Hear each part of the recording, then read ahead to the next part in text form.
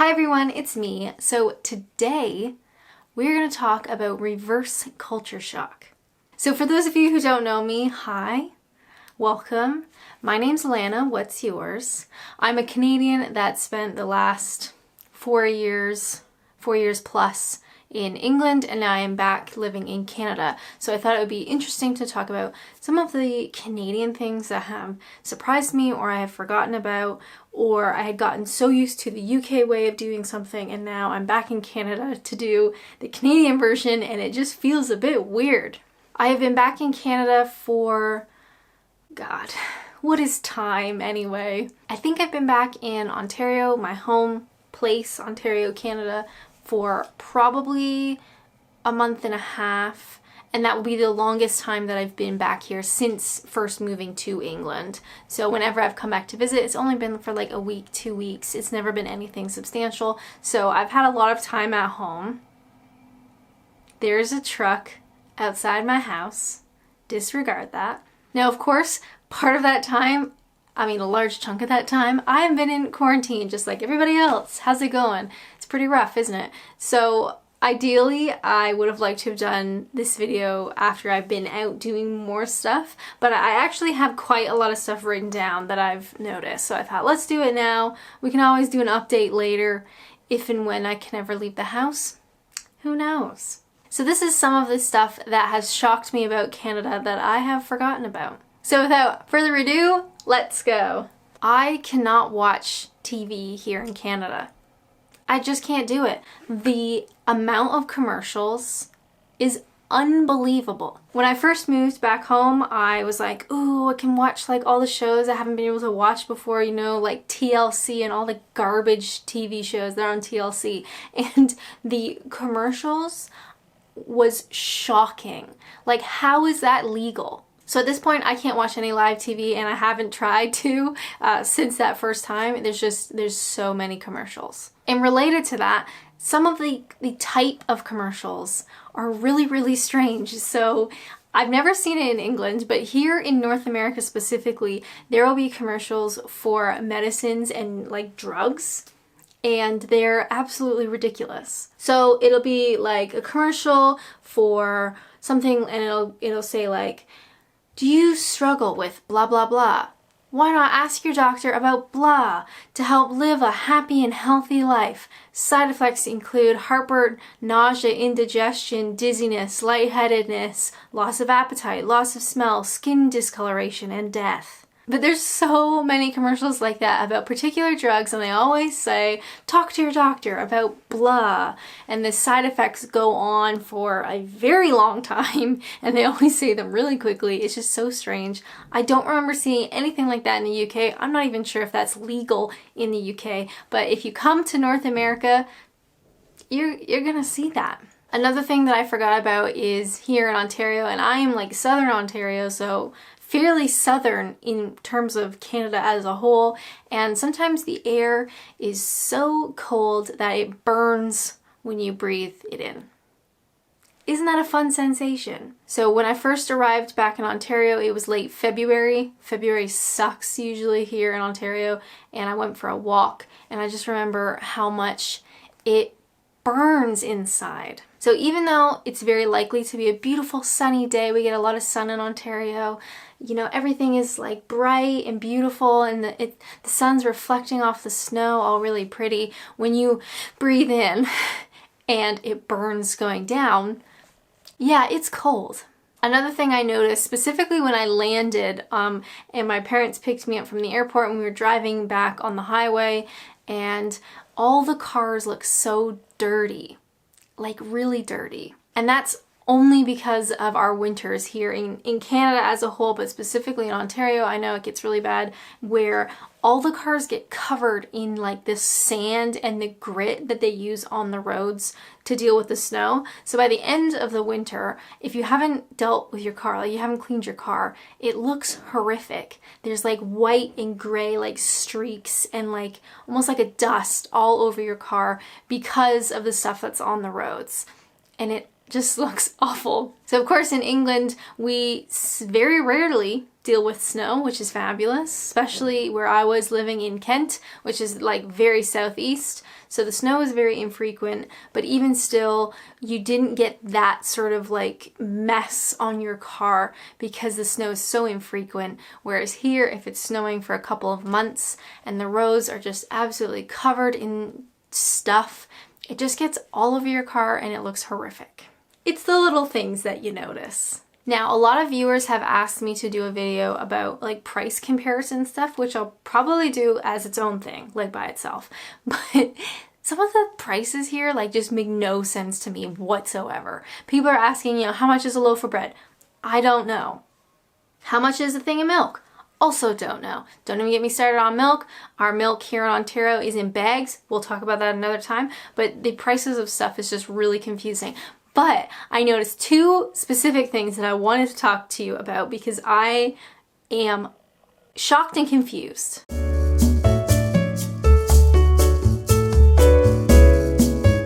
I even made notes on prices on this one because I had to share it with the world. So I wanted to make some Chinese chicken, okay? The most basic of all the Chinese foods. Just a Chinese chicken using Chinese 5-spice, okay? It's one of literally the basic bottom of the barrel Asian spices, okay? I just wanted a little container of Chinese 5-spice. So in Tesco, I Googled it. In Tesco, you can buy Chinese 5-spice for £1.50. Just a little bit expensive, but you know, Tesco's nice. If you're there, and it lasts quite a while. If you go to Asda, it's 84 pence. Now, for people who don't know those stores, Tesco, I think, is sort of like middle ground. Asda is quite cheap, so it's like lower quality. But realistically, how different are these spices gonna be? I don't know. So let's say you go to Asda and you pay 84 pence for Chinese 5-spice. Okay, keep that in mind. Now here in Ontario, I went to Walmart, which is Asda. They're owned by the same company. They have the same layout. They both sell George clothing. They are literally the same store. I don't know who owns who. I think Walmart came first and they have Asda stores, but it doesn't matter. Anyway, I went to Walmart and I was like, I need some Chinese 5-spice. Guess how much it was? Chinese 5-spice at a cheap grocery store such as Walmart was $5.97 Canadian. So I did the exchange rate. That would be £3.57. So almost £4 for a little container of Chinese 5-spice. How does that make sense? Now, I don't think I'm asking for the world. I just want a Chinese 5-spice, but I found that really, really interesting that something that I consider to be very basic, very minimal, it's just a spice. I don't think it's that exotic. It is 84 pence at Asda in England, and it was almost £4 at Walmart in Ontario, even though it's the same store. It's fascinating. Another thing that I talk about quite a bit is the tax on price tags. It still gets me even to this day. You go to a grocery store or you go to a shop or whatever, the price tag that you see does not have the final total on it. So something as stupid as I went to Fortino's, which is kind of like a high-end grocery store.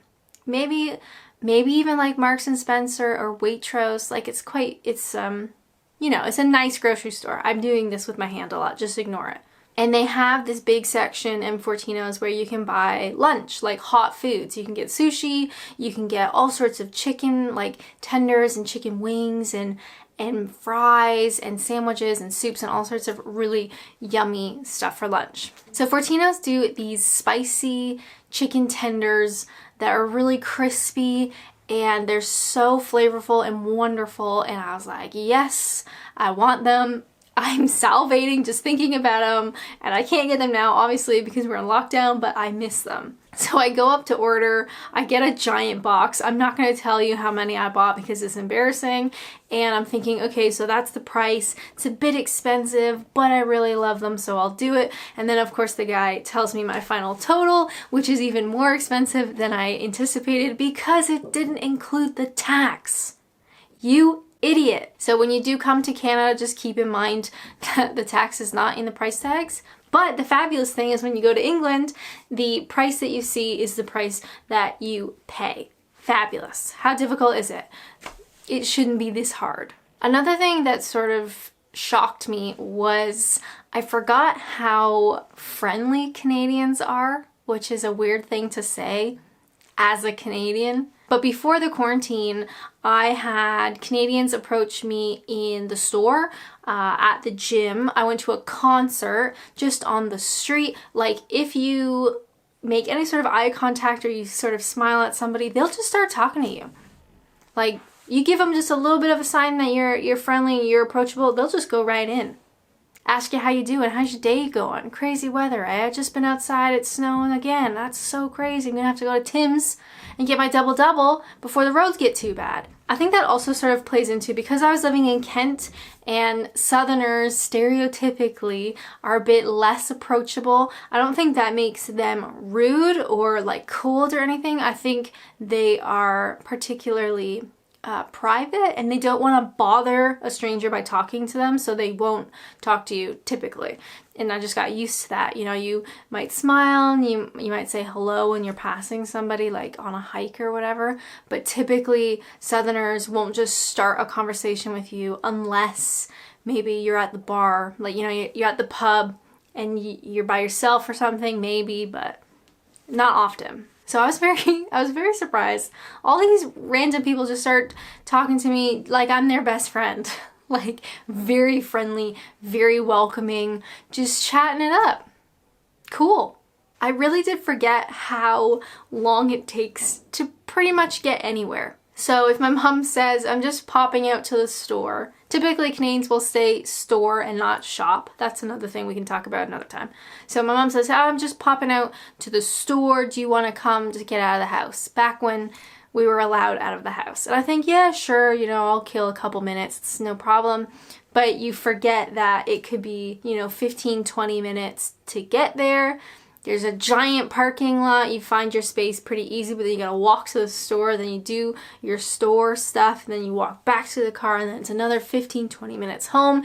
So at least living in where I am, things are very spaced out, and it does take quite a while just to get anywhere, which is good and bad. On the plus side, that means our homes and our stores and things are quite spaced out, so there's a lot of open space. Not all of Canada is like this, obviously, but a lot of towns in Ontario, you know, your neighbors are a ways from you. The stores are away from you. The traffic can be away from you. Whereas so much in England, it's not designed for life as we know it in there. So things are very close and things are kind of claustrophobic in some places. So there's always like a plus and a minus. Plus, everything's spread out. There's loads of open space. Homes are bigger and you have a big backyard and all that stuff. On the con though is it takes an age to get anywhere. This is another random one, but I didn't realize the bottle size of painkillers. Okay, let me explain. Now, I'm pretty sure in England you can only buy like 2 products with painkillers at a time. So say you're stocking up for like cold and flu season, you buy, you know, some ibuprofen and some paracetamol, but you'd also like to get maybe some night nurse and maybe some like Covonia, whatever that stuff is, like for coughings, just so you have, you know, your stuff ready. You can't buy that at once. So in that instance, you either need to make a second trip or you need to bring somebody with you and pretend you guys aren't together and you each check out separately, so you sort of space it apart. But they do have a limit on how much like pain relief and that sort of thing that you can buy in any one go. A lot of the ibuprofen and the paracetamol and that kind of stuff, usually, I want to say maybe there's 16 to a box. Does that sound about right? Like 16 capsules, nothing outrageous, like fairly small, but it's also really cheap as well. So in North America, America included, so America and Canada, we do not care. You want pain relief? Girl, we got you. So I think it was at Costco, there was a when I say bottle, I mean a bottle of Advil, I want to say, which is ibuprofen. It's like a painkiller. and there was 360 in a bottle. Okay. So I don't know how the laws are different. Obviously they are different. There is very much a limit in the UK on what you can get in terms of pain relief at any one time, but also the size of the boxes and the bottles, where here in North America it kind of seems like, yeah, whatever, do what you want. You can buy massive amounts from places like Costco, even from places online like Amazon or at Walmart. They're far larger. And yeah, the painkillers are just running free. Oh no, I just dropped my glasses. So again, I didn't do my research on this one because I kind of don't care that much, but hear me out. I think that the power, like the electricity in England, is stronger. It's a different voltage, whatever you want to say. That's why they don't have power in the bathrooms, whereas here in North America I think the voltage is less because A, we do have power in the bathrooms, but also I noticed it takes a really long time for the kettle to boil here. I notice those things now. So in the morning in England when I pop the kettle on, it's very fast, like very, very fast. Here in Canada, I definitely notice a difference. I'm assuming because the power is just not as strong, because I bought a really nice kettle. It looks almost identical to the one I have in England, and yet it takes like 3 times the time to boil. So it's not a huge deal. I mean, is it a problem? No. Am I complaining about nothing? Yes. However, I do really love having power in the bathrooms here. I know we've talked about this before and I won't get into it, but I just find it very convenient. A lot of people in the comments are like, oh, just think of all the people who have died, you know, having power in the bathroom. And I just think, I don't know, survival of the fittest, okay? I don't know anybody, it doesn't matter. It doesn't matter. We're moving on. Another thing I was a little bit surprised about is driving. I haven't driven here yet because I'm not allowed to leave the house. But I found that driving with my parents, driving on the right side of the road, actually made me nervous. Like I felt clammy when we would turn in an intersection and go into the right lane. I was like, oh my God, we're all gonna die. So it is really strange going from driving on the right side of the road for my adult life in Canada, going to the UK, and then having to drive on the left side, and that really freaking me out. And now getting to the point that I've come back to the right side of the road, and that's not okay. So basically, I'm just always sweating. Just always clammy and nervous in a car, but also in general. So it's just weird how you can get used to something that really freaked you out, you can get used to, and then you go back to the way it used to be and that freaks you out. So anyway, the nice thing about driving here in North America is that the roads, I'm gonna say it, are so much nicer. Yes, they are more boring, but they're just nicer. They're nicely done, they're nicely laid out. The lanes are so much wider, parking spaces are so much bigger, parking lots are a lot better just because there's more space, there's better forward planning, there I said it. But yeah, driving on the right side of the road really made me a bit nervous. Everything in Canada needs to have English and have French because both are our official languages. So I find the packaging here looks crap. You can't design things as nice because you need to have both languages. So sometimes they'll have like a French side and an English side, like a thing of cereal might have a French side and an English side, and then like the nutrition and the ingredients will be along the sides. Otherwise, you'll have typically English as the larger text, and then underneath will be the French. Either way, you need to have both. I just think it looks kind of ugly. All right, there, I said it. And I will say, as my last culture shock reverse thing, what am I calling this? Reverse culture shock.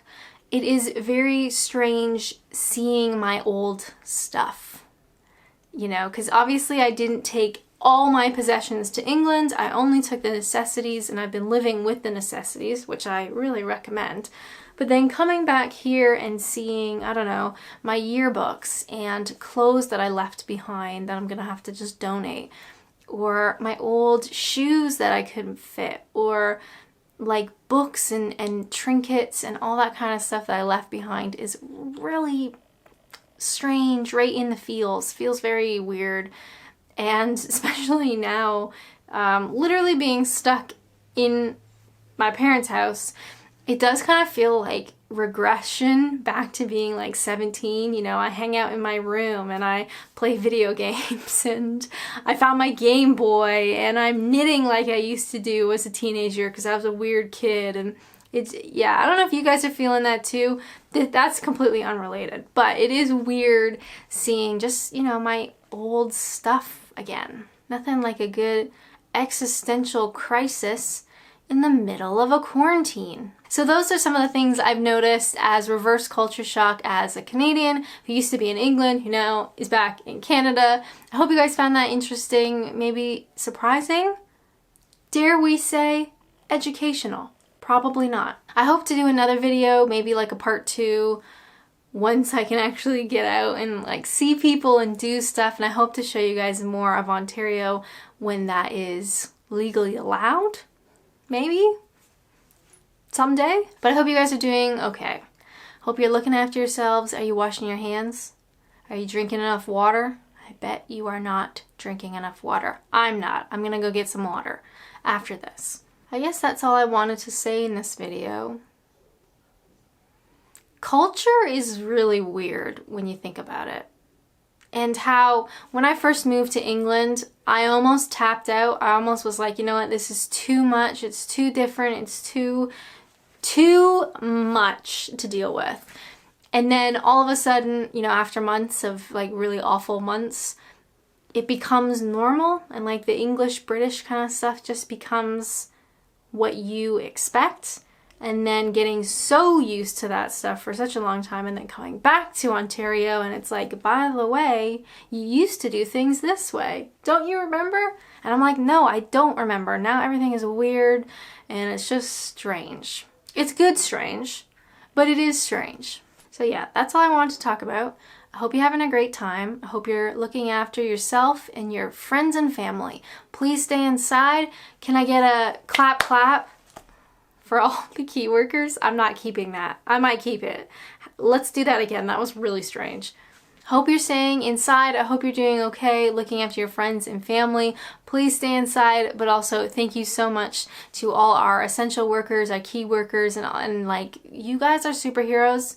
And I'm glad people are outside clapping for you, but also I think all of you need a pay rise, because let's get real. You are literally keeping the world going. So that's my 2 cents, or 2 pence, however you want to say that. I also hope you had a great Easter. Remember, Easter happened. What? I totally forgot. I didn't even realize, and it happened. I didn't do a video because I didn't want to, but also I forgot. So I hope you had a lovely Easter.